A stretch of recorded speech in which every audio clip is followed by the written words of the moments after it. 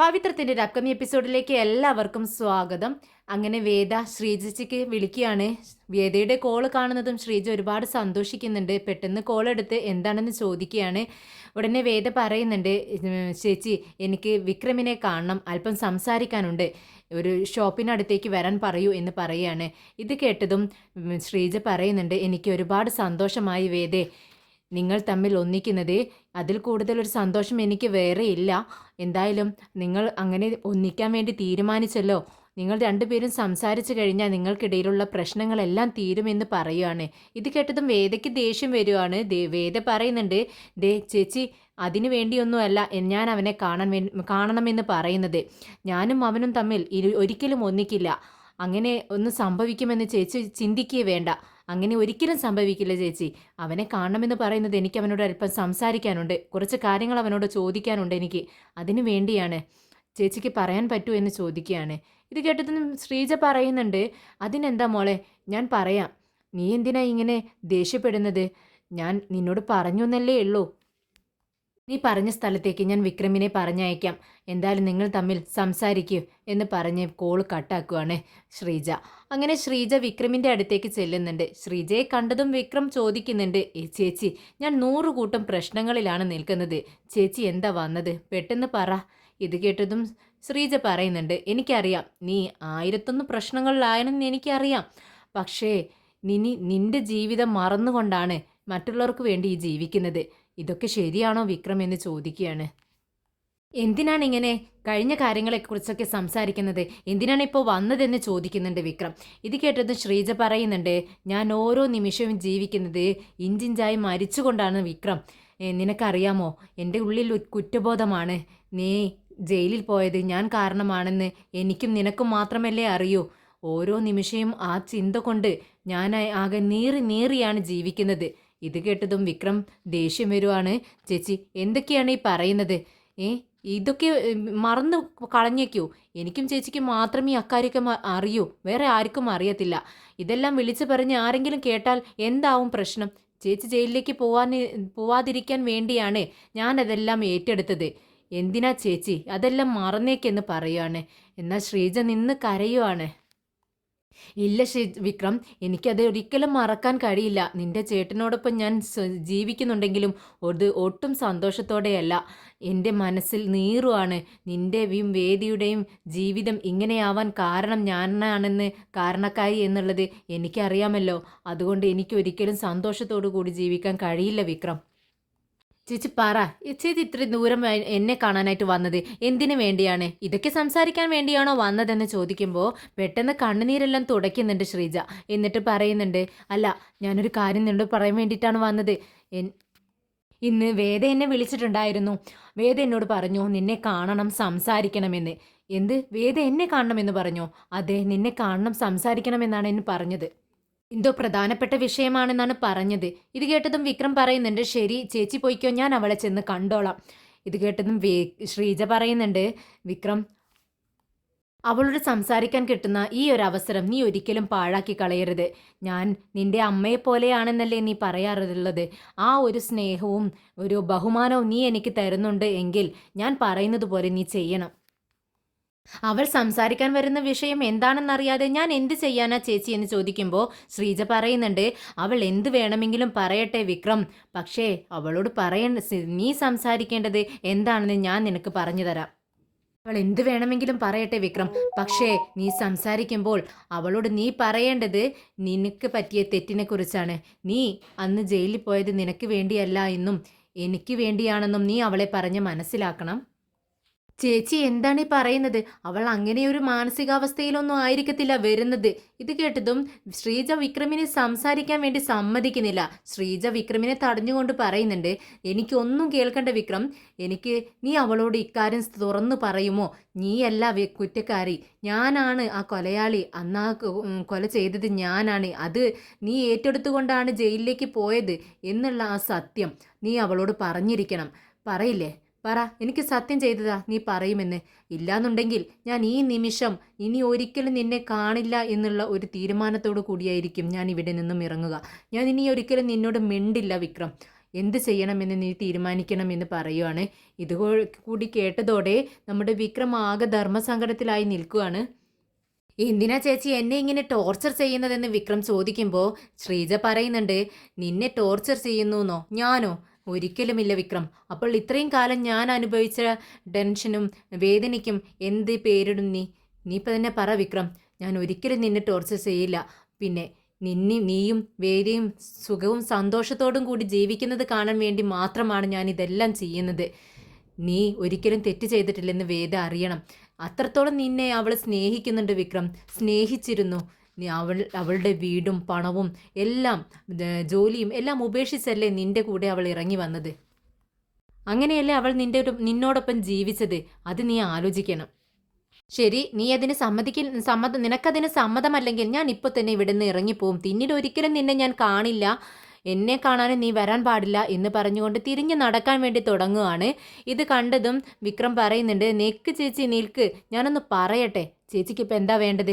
ഞാൻ അവളെ കാണണം, സംസാരിക്കണം, സത്യങ്ങളെല്ലാം അവളോട് തുറന്നു പറയണം. ശരി, ചേച്ചിക്ക് വേണ്ടി ഞാനത് ചെയ്യാം. ഇത് കേട്ടതും ശ്രീജയ്ക്ക് വളരെ സന്തോഷമാവുകയാണ്. ഒരുപാട് നാളായി വിക്രമിനോട് ആവശ്യപ്പെടുന്ന ഒരു കാര്യമാണ് ശ്രീജ. ഇത് ഇന്ന് വിക്രം സമ്മതിച്ചതോടുകൂടി ശ്രീജയ്ക്ക് ഒരുപാട് സന്തോഷം തോന്നുന്നുണ്ട്. ശരി, എനിക്ക് ഇത്രമാത്രം കേട്ടാൽ മതി. വേദ എന്ന് പറയുന്നത് സാധാരണ ഒരു പെൺകുട്ടിയല്ല, അവൾ വളരെ ബുദ്ധിശാലിയായ പെൺകുട്ടിയാണ്. അതുകൊണ്ട് തന്നെ നീ സത്യം തുറന്നു പറയുന്ന നിമിഷത്തിൽ അവൾ നിന്നോട് പൊറുക്കുകയും തെറ്റെല്ലാം ക്ഷമിച്ച് നിന്നോടൊപ്പം പുതിയൊരു ജീവിതത്തിലേക്ക് നിന്നോടൊപ്പം കടന്നു വരികയും ചെയ്യും. അതിനെക്കുറിച്ച് എനിക്ക് ഒരു സംശയമില്ല എന്ന് പറഞ്ഞ് വളരെ സന്തോഷത്തോടെ ശരി ഞാൻ പോവുകയാണെന്ന് പറഞ്ഞ് യാത്ര പറഞ്ഞ് ശ്രീജ അവിടെ നിന്നും ഇറങ്ങുന്നുണ്ട്. ശ്രീജ അവിടെ നിന്നും പോയതിനു ശേഷം വിക്രം പെട്ടെന്ന് തന്നെ വേദയെ കാണാനായി പോകുന്നുണ്ട്. വേദയെ കണ്ടതും വിക്രം ഒന്ന് മടിച്ചു നിൽക്കുന്നുണ്ട്. എങ്കിലും വേദയുടെ അടുത്തേക്ക് ചെല്ലുവാണ്. വിക്രമിൻ്റെ മുഖത്തേക്ക് തന്നെ സൂക്ഷിച്ചു നോക്കുവാണ്. വിക്രം പറയുന്നുണ്ട്, നീ എന്നെ കാണണമെന്ന് പറഞ്ഞിരുന്നു ശ്രീജേച്ചിയോട് അല്ലേ? അതനുസരിച്ചാണ് ഞാനിവിടെ വന്നത്. പക്ഷേ നീ ഉദ്ദേശിച്ച കാര്യം എന്നോട് പറയുന്നതിന് മുൻപ് മറ്റൊരു കാര്യം എനിക്ക് നിന്നോട് പറയാനുണ്ട്. അത് നീ കേട്ടതിന് ശേഷം മാത്രം നീ എന്നോട് കാര്യങ്ങൾ പറഞ്ഞാൽ മതി എന്ന് പറഞ്ഞുകൊണ്ട് വിക്രം ശ്രീജ പറഞ്ഞ കാര്യങ്ങളെല്ലാം പറയാൻ വേണ്ടി തുടങ്ങുകയാണ്. പക്ഷേ വേദ അതിനൊന്നുള്ള ഒരു സമയം വിക്രമിന് കൊടുക്കുന്നില്ല. പെട്ടെന്ന് ദേഷ്യത്തോടെ കയർത്തുകൊണ്ട് വിക്രമിനോട് സംസാരിക്കുകയാണ്. നീ ആരാണെന്നാണ് നിന്റെ വിചാരം? നീ എന്തിനാണ് സുഡർമോളെ വിളിച്ച് അവളോട് സംസാരിച്ചത്? എന്തൊക്കെയാണ് അവളോട് പറഞ്ഞത്? നീ പറയുന്നത് കേൾക്കാനല്ല ഞാനിവിടെ വന്നത്. ഇത് കേട്ടതും വിക്രം പറയുന്നുണ്ട്, ശരി, മോളെ വിളിച്ചു വരുത്തി സംസാരിച്ചത് തെറ്റായിരിക്കും. നിന്റെ കണ്ണിൽ തെറ്റാണെങ്കിൽ ഞാൻ നിന്നോട് സോറി പറയാം. സോറി വേദ, ഞാൻ ചെയ്തത് തെറ്റാണ് എന്ന് പറഞ്ഞുകൊണ്ട് കൈകൂപ്പി നിൽക്കുകയാണ് വിക്രം. എന്നാൽ ഇത് കേട്ടതും വേദയ്ക്ക് വീണ്ടും ദേഷ്യം വരികയാണ്. എന്തിനാ നീ അവളെ വിളിച്ച് സംസാരിച്ചത്? അവളൊരു കുഞ്ഞല്ലേ. നീ അവളെക്കുറിച്ച് അവളോട് ഇങ്ങനെയൊക്കെ സംസാരിക്കാനായോ? ഇത് കേട്ടതും വിക്രം പറയുന്നുണ്ട്, നിൽക്ക്, എനിക്ക് നിന്നോടൊരു കാര്യം പറയാനുണ്ട്. അപ്പോഴേക്കും വേദ പറയുന്നുണ്ട്, വേണ്ട, എനിക്ക് നീ പറയുന്നത് ഒന്നും തന്നെ കേൾക്കേണ്ടതില്ല. എൻ്റെ മോൾ തനിയെ ഇരിക്കുന്ന സമയത്ത് നീ കൊണ്ടുപോകാൻ ശ്രമിച്ചു എന്ന് ഞാനൊരു കേസ് കൊടുത്താലുണ്ടല്ലോ, നീ ആകത്താകും. ഇങ്ങനെ പറയുന്നത് കേട്ട് വിക്രം പറയുന്നുണ്ട്, എന്തിനാ വേദേ എപ്പോഴും നീ എന്നെ കാണുമ്പോൾ ഇങ്ങനെ ദേഷ്യപ്പെടുന്നത്? അതിന് മാത്രം ഞാനൊന്നും പറഞ്ഞില്ലല്ലോ. എനിക്ക് നിന്നോടൊരു കാര്യം പറയാനുണ്ട്, അതൊന്ന് നീ ആദ്യം കേൾക്ക്. അതിനുള്ളൊരു മനസ്സ് നീ കാണിക്കെന്ന് പറയുമ്പോൾ വേദ പറയുന്നുണ്ട്, വേണ്ട, നീ പറയുന്നത് കേൾക്കാൻ വേണ്ടിയല്ല ഞാനിവിടെ വന്നത്. നീ ആരാ? നീ ഒരു റൗഡി, ഞാനോ ഒരു കളക്ടർ. എന്തിനാ നമ്മൾ തമ്മിൽ സംസാരിക്കുന്നത്? പ്ലീസ് വേദ, ഞാൻ പറയുന്നതൊന്ന് കേൾക്ക്. എനിക്ക് നിന്നോടൊരു കാര്യം പറയാനുണ്ട്, അത് പറഞ്ഞേ പറ്റൂ. ശ്രീജേച്ചി പറഞ്ഞതുകൊണ്ടാണ് ഞാനിവിടെ വന്നത്. പിന്നെ നമ്മുടെ ജീവിത പ്രശ്നമാണ്, അതുകൊണ്ട് മാത്രമാണ് ഞാൻ ഇത്രയും താഴ്ന്ന് നിന്നോട് സംസാരിക്കുന്നത്. നമ്മുടെ ഈഗോയെല്ലാം മാറ്റിവെക്കാം, എന്നിട്ട് നമുക്ക് സംസാരിക്കാം. ഇത് കേട്ടതും വേദയ്ക്ക് ദേഷ്യം വരികയാണ്. വേദ ദേഷ്യത്തോടു കൂടി തന്നെയാണ്, ഒരല്പം പോലും മയത്തിലല്ല സംസാരിക്കുന്നത്.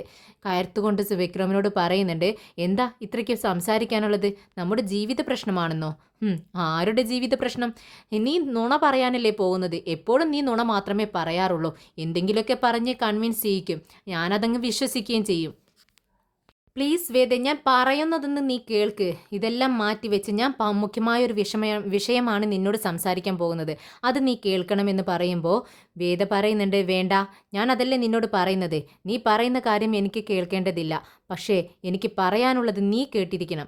എന്തിനാ നീ മോളോട് സംസാരിച്ചത്? മോളോട് നീ എന്താ പറഞ്ഞത്? മുഖ്യമായ ഒരു വിഷയം നീ തേടിപ്പോകുന്നു എന്നും അത് കണ്ടെത്തി നീ അവളുടെ മുന്നിൽ കൊണ്ട് നിർത്തുമെന്നും അല്ലേ പറഞ്ഞത്? പറ, നീ എന്താണ് തേടിപ്പോകുന്നത്? അതെനിക്കറിയണം. ഞാൻ പറയുന്നത് കേൾക്കാൻ നിനക്ക് സൗകര്യമില്ലല്ലോ. അതുകൊണ്ട് നീ ചോദിക്കുന്നതിന് മറുപടി പറയാൻ എനിക്കും സൗകര്യമില്ല. നിനക്ക് വാശിയാണെങ്കിൽ അതിൻ്റെ 10 മടങ്ങ് വാശി എനിക്ക് കാണിക്കാനും അറിയാം. ഓഹോ, അങ്ങനെയാണെങ്കിൽ നീ കാണിക്ക്.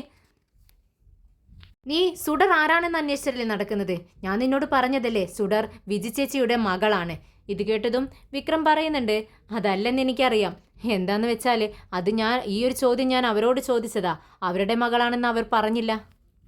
ദേ, നീ നുണ പറയണ്ട. എൻ്റെ മുന്നിൽ വെച്ച് തന്നെ അവർ അവരുടെ മകളാണെന്ന് പറയുന്നത് ഞാൻ കേട്ടിട്ടുണ്ടല്ലോ. ഇത് കേട്ടതും വിക്രം പറയുന്നുണ്ട്, ഇല്ല, നീ അങ്ങനെ പറയണ്ട. അങ്ങനെ ഒരു വാക്ക് അവർ ഒരിക്കലും പറഞ്ഞിട്ടില്ല. അത് എനിക്ക് വിശ്വാസമായിട്ടുമില്ല. ഇത് കേട്ടതും വേദ പറയുന്നുണ്ട്, എൻ്റെയും വിക്രം ചേച്ചിയുടെയും ജീവിതത്തിൽ ഒരു പ്രധാനപ്പെട്ട വ്യക്തിയാണ് എൻ്റെ സുഡർ മോള്. ഞങ്ങളിൽ നിന്നും അവളെ പിരിക്കാൻ വേണ്ടി നോക്കരുത്. ദേ, ഇനിയൊരു വാണിംഗ് ഞാൻ തന്നിരിക്കില്ല. ഇത് കേട്ടതും വിക്രം പറയുന്നുണ്ട്, അല്ല, ഇത് പറയാനാണോ നീ എന്നെ വിളിപ്പിച്ചത്? അതെ, ഇത് പറയാൻ വേണ്ടി തന്നെയാണ് നിന്നെ വിളിപ്പിച്ചത്. പെട്ടെന്ന് വിക്രമിൻ്റെ ഫോൺ റിങ് ചെയ്യാണ്. വിക്രം കോൾ എടുത്തുകൊണ്ട് അപ്പുറത്ത് മാറി നിന്ന് സംസാരിക്കുകയാണ്. അപ്പുറത്തൊരു പോലീസുകാരനാണ്. അദ്ദേഹം വിക്രമിനോട് വളരെ മയത്തോടെയാണ് സംസാരിക്കുന്നത്. വിക്രം, ഞാൻ നിന്നോട് പ്രധാനപ്പെട്ട ഒരു കാര്യം പറയാൻ വേണ്ടിയാണ് വിളിച്ചത്. എനിക്ക് നിന്നെ ഒരുപാട് ഇഷ്ടമാണ്. നീ എൻ്റെ മോളെ ഒരുപാട് പഠിക്കാനൊക്കെ സഹായിച്ചിട്ടുണ്ടല്ലോ. ആ ഒരു കടം എനിക്ക് ഒരിക്കലും വീട്ടാൻ പറ്റത്തില്ല. ഞാൻ നിന്നോട് കടപ്പെട്ടിരിക്കുന്നു എന്നൊക്കെ പറയുമ്പോൾ വിക്രം പറയുന്നുണ്ട്, എന്തിനാ സാറേ ഇതെല്ലാം പറയുന്നത്? അതെൻ്റെ കടമയല്ലേ, ഞാൻ അതല്ലേ ചെയ്തുള്ളൂ. ഞാൻ അർജൻറ്റ് ജോലിയിലാണ്, നിങ്ങൾക്ക് എന്താണ് പറയാനുള്ളതെന്ന് ചോദിക്കുകയാണ്. ഇത് കേട്ട് പോലീസുകാരൻ പറയുന്നുണ്ട്, നീ ജോലിയിലായിരിക്കുമെന്ന് എനിക്കറിയാം, പക്ഷേ ഈ ഒരു കാര്യം എനിക്ക് നിന്നോട് പറഞ്ഞേ പറ്റൂ. നിന്നെ പോലീസ് അന്വേഷിച്ചുകൊണ്ടിരിക്കുകയാണ്. എന്തിനെന്ന് ചോദിക്കുകയാണ് വിക്രം. ഉടനെ തന്നെ പറയുന്നുണ്ട്, നിന്നെ പെട്ടെന്ന് തന്നെ അറസ്റ്റ് ചെയ്യാൻ വേണ്ടിയുള്ള ഒരു ഓർഡർ വരുന്നുണ്ട്. ഇത് കേട്ടതും വിക്രം ചോദിക്കുന്നുണ്ട്, എന്നെ അറസ്റ്റ് ചെയ്യാനോ? അതെന്തിനാണെന്ന് ചോദിക്കുമ്പോൾ പോലീസുകാരൻ പറയുന്നുണ്ട്, അത് കള്ളച്ചാരായം കുടിച്ച് ഒരുപാട് പേർ മരിച്ചില്ലേ, ആ ചാരായം വിറ്റഴിച്ചത് നീയാണെന്ന് പറഞ്ഞുകൊണ്ട് ആ കേസ് നിൻ്റെ മേലെ കെട്ടിവെക്കാനുള്ള ശ്രമങ്ങളാണ് നടന്നുകൊണ്ടിരിക്കുന്നത്. അതുകൊണ്ട് നിന്നെ തേടിപ്പിടിച്ച് അറസ്റ്റ് ചെയ്യാനുള്ള ഒരു അറ്റംപ്റ്റ് നടക്കുന്നുണ്ട് വിക്രം എന്ന് പറയുകയാണ്. എന്താ സാറേ ഈ പറയുന്നത്? അങ്ങനെ ഓർഡർ തെളിവുകളില്ലാതെ അങ്ങനെ അറസ്റ്റ് ചെയ്യാനൊക്കെ പറ്റുമെന്ന് ചോദിക്കുകയാണ്. ഇത് കേട്ടതും പോലീസുകാരൻ പറയുന്നുണ്ട്, വിക്രം, കളക്ടർ ഓർഡർ ഇട്ടിരിക്കുന്നു. അതിലും മീതെ ഇനി എന്ത് തെളിവാണ് വേണ്ടത്? ഇത് കേട്ടതും വിക്രമിന് ആകെ ദേഷ്യം വരികയാണ്. വിക്രം അപ്പുറത്ത് നിൽക്കുന്ന വേദയുടെ മുഖത്തേക്ക് സൂക്ഷിച്ചു നോക്കുകയാണ്. എന്നാൽ വേദ വിക്രമിനെ ഇങ്ങനെ പോലീസുകാരൻ വിളിക്കുകയാണെന്നും വേദനയ്ക്ക് മനസ്സിലായിട്ടില്ല. വേദ അപ്പുറത്തേക്ക് തിരിഞ്ഞു നിൽക്കുകയാണ്. വിക്രം, നീ ജാഗ്രതയോടെ ഇരിക്കണം. എപ്പോൾ വേണമെങ്കിലും എവിടെ വെച്ച് വേണമെങ്കിലും നിന്നെ അറസ്റ്റ് ചെയ്തേക്കാം.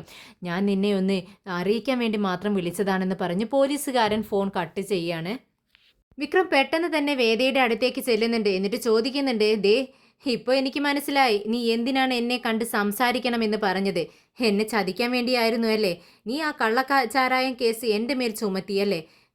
നിനക്ക് അത് ആരാണ് ഉണ്ടാക്കിയതെന്ന് വെച്ചാൽ അവരെ പിടിക്കാൻ നിനക്ക് പറ്റില്ല. അതിനെതിരെ പ്രവർത്തിച്ച എന്നെ നിനക്ക് അറസ്റ്റ് ചെയ്യണമല്ലേ? ഇത് കേട്ടതും വേദ പറയുന്നുണ്ട്, ദേ, നീ എന്തിനാ ഇല്ലാത്തതൊക്കെ പറയുന്നത്? ഞാൻ അങ്ങനെയൊന്നും ശ്രമിച്ചിട്ടില്ല. ഓഹോ, ശ്രമിച്ചിട്ടില്ല പോലും. ഇവിടെ കപിലൻ, വരാൻ പറ. ധൈര്യമുണ്ടെങ്കിൽ എന്നെ അറസ്റ്റ് ചെയ്യാൻ പറ. ഇത് കേട്ടതും വേദ പറയുന്നുണ്ട്, ഞാൻ ആരെയും അറസ്റ്റ് ചെയ്യാൻ വേണ്ടിയല്ല വന്നത്. വേദ ഇത് പറഞ്ഞിട്ടും വിക്രമിന് വിശ്വാസം വരുന്നില്ല. വിക്രം നാലുപുറം നോക്കുന്നുണ്ട്, കപിലനും പോലീസുകാരും എവിടെയെങ്കിലും നിൽക്കുന്നുണ്ടോ എന്ന്. എന്നിട്ട് വിക്രം വേദയെ വെല്ലുവിളിച്ചുകൊണ്ട് അവിടെ നിന്ന് ഇറങ്ങുവാണ്. നേർക്ക് നേർ വാ, നിനക്ക് അറസ്റ്റ് ചെയ്യണമെങ്കിൽ, അല്ലാതെ പിറകെ നിന്ന് ചതിക്കുകയല്ല വേണ്ടത് എന്ന് പറഞ്ഞുകൊണ്ട് അവിടെ കിടക്കുന്നുണ്ടായിരുന്ന വിക്രമിൻ്റെ വണ്ടിയിലേക്ക് കയറുകയാണ്. അപ്പോഴാണ് ശ്രീജ വിളിക്കുന്നത്. ഉടനെ തന്നെ വിക്രം ദേഷ്യത്തോടെ ചേച്ചിയോട് പറയുന്നുണ്ട്, എന്താ ചേച്ചിക്ക് വേണ്ടത്? അല്ല, നീ വേദയുമായി സംസാരിച്ചോ? എന്താ അവൾ പറഞ്ഞത്? നീ സത്യങ്ങളെല്ലാം തുറന്നു പറഞ്ഞോ എന്ന് ചോദിക്കുകയാണ്. ഇത് കേട്ടതും വിക്രമിന് ദേഷ്യം വരുവാണ്. എന്താ ചേച്ചി എന്താ വിചാരിച്ച്? അവൾ സമാധാന കാരണത്തോടെ എന്നോട് സംസാരിക്കാൻ വേണ്ടിയാണ് വിളിച്ചതെന്ന് വിചാരിച്ചോ? അവൾ എന്നെ അറസ്റ്റ് ചെയ്യാൻ വേണ്ടിയാണ് വിളിപ്പിച്ചത്. എന്ത് അറസ്റ്റ് ചെയ്യാനോ എന്ന് ശ്രീജ ചോദിക്കുന്നുണ്ട്. ഇത് കേട്ടതും വിക്രം പറയുന്നുണ്ട്, അതെ ചേച്ചി, ആ കള്ളച്ചാരായത്തിൽ കുറേ പേർ മരിച്ചില്ലേ, ആ കേസ് എൻ്റെ തലയിൽ ചുമത്താനാണ് അവളുടെ ശ്രമം. എന്നിട്ട് എന്നെ അറസ്റ്റ് ചെയ്യണം. അതിനു വേണ്ടിയാണ് എന്നെ വിളിപ്പിച്ചത്. ചേച്ചി ഒന്ന് മനസ്സിലാക്കുക ചേച്ചി.